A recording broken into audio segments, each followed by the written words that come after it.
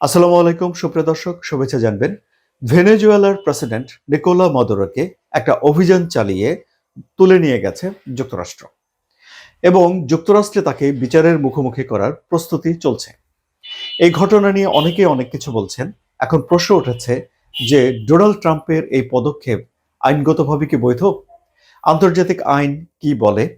এবং আন্তর্জাতিক আইন যদি কেউ লঙ্ঘন করে তাহলে তার বিরুদ্ধে কিভাবে ব্যবস্থা নেওয়া যায়? যুক্তরাষ্ট্র কি এরও আগে এরকম কোনো ঘটনা ঘটিয়েছে? তার পরিণতি কি হয়েছিল? এসব বিষয় নিয়ে চলুন আলোচনা করি। নিকোলো মাদুরোকে ধরে নিয়ে যাওয়ার পেছনে যুক্তরাষ্ট্রের কিছু যুক্তি রয়েছে। যেমন যুক্তরাষ্ট্র বলে যে তাদের কর্তৃপক্ষ জানিয়েছে যে যুক্তরাষ্ট্রের একটি আদালত সামরিক বাহিনীকে অনুরোধ করেছে যে অপরাধী হিসেবে নিকোলো মাদুরোর বিচার করার জন্য তাকে যেন হাজির করতে সহযোগিতা করে। ফলে সে দেশের সামরিক বাহিনী একটা অভিযান চালিয়েছে এবং অভিযান চালিয়ে নিকোলো মাদুরোকে তুলে নিয়ে গেছে আদালতে বিচার করার জন্য। জরি বোর্ড সে দেশে মাদুরোর বিরুদ্ধে একটা অভিযোগপত্র তৈরি করেছে। এখন এটি হলো একটা ব্যাখ্যা।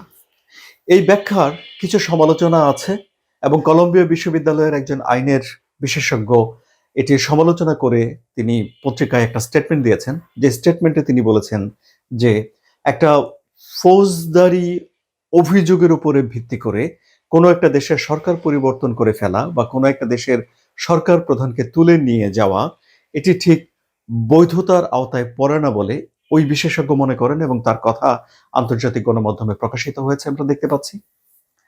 আবার ধরুন মার্কিন প্রেসিডেন্ট ডোনাল্ড ট্রাম্প তাকে ধরে নিয়ে যাওয়ার পর সাংবাদিকদের সঙ্গে কথা বলেছেন এবং তিনি অভিযোগ করেছেন যে ভেনেজুয়েলা একটা সময়ে যুক্তরাষ্ট্রের যে তেলের স্বার্থ রয়েছে সেই দেশে সেটিকে চুরি করেছে। অর্থাৎ যুক্তরাষ্ট্র সে দেশের খনিগুলো থেকে তেল তৈরির প্রসেসটা তৈরি করেছে, সহযোগিতা করেছে এবং যুক্তরাষ্ট্রের কোম্পানিগুলো সেখানে বিজনেস করত। ভেনেজুয়েলা এইসব তেলের খনিগুলোকে জাতীয়করণ করেছে এবং যুক্তরাষ্ট্রের কোম্পানিগুলো সেখান থেকে চলে আসতে হয়েছে। ফলে যুক্তরাষ্ট্র ক্ষতিগ্রস্ত হয়েছে ডোনাল্ড ট্রাম্প বলছেন। এখন তিনি বলছেন যে আমেরিকার কোম্পানিগুলো আবার সেখানে যাবে এবং বিজনেস করবে।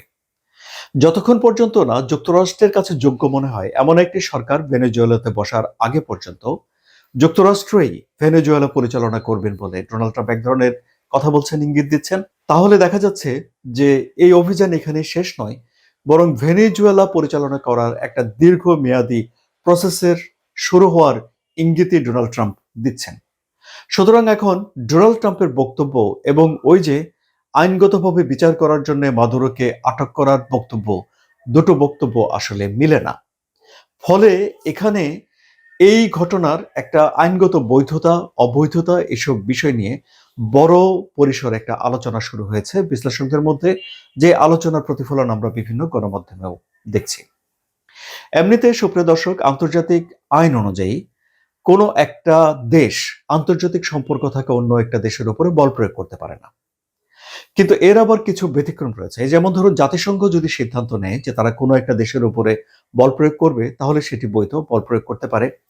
আবার কোনো একটা দেশ যদি আত্মরক্ষার কারণে কারো উপরে আক্রমণ করে তাহলে সেটিও বৈধতার মধ্যে পড়ে। ফলে আপনারা দেখবেন যে ইসরায়েল যখন কোনো একটা দেশকে আক্রমণ করে তখন তারা বলে যে সেলফ ডিফেন্স, আত্মরক্ষার জন্য তারা আক্রমণ করেছে। এটি হলো আন্তর্জাতিক আইনের বিষয়।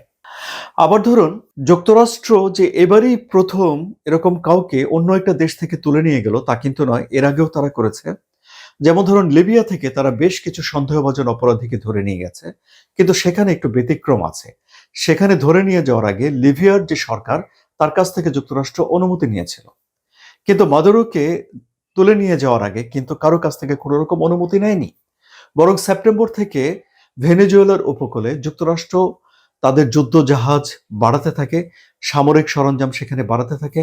এমনকি ইউরোপ থেকে তাদের সবচেয়ে বড় যে রণতরী রয়েছে এটিকেও পর্যন্ত ওদিকে নিয়ে গেছে এবং 100 জনের মতো মানুষ মারা গেছে শুধুমাত্র গত সেপ্টেম্বরের পর থেকে এই পর্যন্ত সন্দেহভাজন মাদক চোরাচালানের সঙ্গে জড়িত নৌবহরগুলোতে যুক্তরাষ্ট্রের হামলার পর থেকে। এখন মাদকের বিরুদ্ধে স্পেসিফিক কিছু অভিযোগ এনেছে যুক্তরাষ্ট্র। যেমন ধরুন যুক্তরাষ্ট্রে কোকেন পাচার করা, মাদক যেই গ্রুপগুলো রয়েছে, গ্যাংগুলো রয়েছে তাদেরকে পৃষ্ঠপোষকতা দেয়া, তাদের প্রধান হিসেবেই মাদুরোকে দেখে যুক্তরাষ্ট্র এবং যুক্তরাষ্ট্রের বিরুদ্ধে ষড়যন্ত্র, অস্ত্র বিষয়ক অভিযোগ, এইসব বিষয়গুলো মাদুরোর বিরুদ্ধে রয়েছে। আবার ধরুন এরকম একটা অভিযোগ নারিয়াগার বিরুদ্ধে ছিল পানামাতে, পানামার শাসক হিসেবে, এবং 1989 সালে তাকেও ধরে অ্যারেস্ট করে তুলে নিয়ে গিয়েছিল যুক্তরাষ্ট্র, এবং তখন যুক্তরাষ্ট্র বলেছিল যে যুক্তরাষ্ট্রের একজন সেনাকে পানামার বাহিনী মেরে ফেলেছিল, সুতরাং যুক্তরাষ্ট্র তার স্বার্থকে রক্ষা করার জন্য, নিজেদের সেনাদের রক্ষা করার জন্য ওই আটক করেছিল বলে তখন যুক্তি দিয়েছিল। এখনো খুব সম্ভবত মাদুরোকে এই তুলে নিয়ে যাওয়ার পেছনে যুক্তরাষ্ট্র তাদের কোনো একটা সেলফ ডিফেন্স একটা থিওরি সামনে নিয়ে আসতে পারে বলে এখন ধারণা করা হচ্ছে।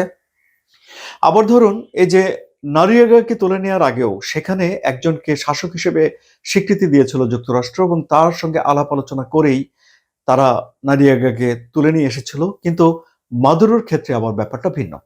এই ক্ষেত্রে মাদুরোর বিপক্ষে কোনো একজন শাসককে স্বীকৃতি দিয়ে সাম্প্রতিককালে বৈধ শাসক হিসেবে যুক্তরাষ্ট্র রাখেনি, যুক্তরাষ্ট্র সেখানে একটা অভিযান চালিয়েছে।